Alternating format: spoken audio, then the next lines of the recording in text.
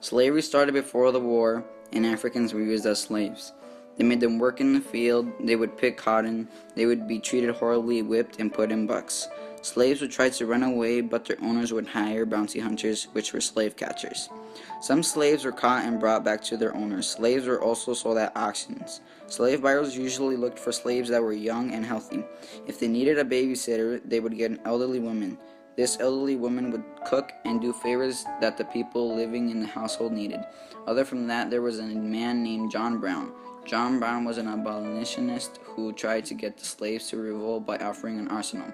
When he announced there was going to be a meeting place to revolt, no one showed.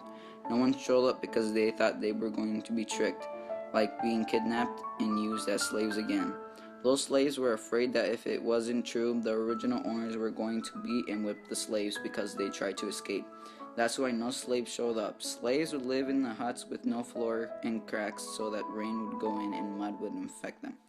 Those are the conditions that they had to live in. Slaves wouldn't be able to fight for better places. They had no rights. 7 years ago, our fathers brought forth on this continent a new nation, conceived in liberty and dedicated to the proposition that all men are created equal.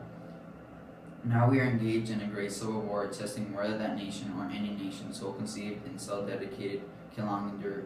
We are made on a great battlefield of that war. We have come to dedicate a portion of that field as a final resting place for those who gave their lives, that nation might live. It is altogether fitting and proper that we should do this. But in a larger sense, we cannot dedicate, we cannot consecrate, we cannot hallow this ground of the brave men living and dead who struggled here, who have consecrated it far above our poor power to enter the detract.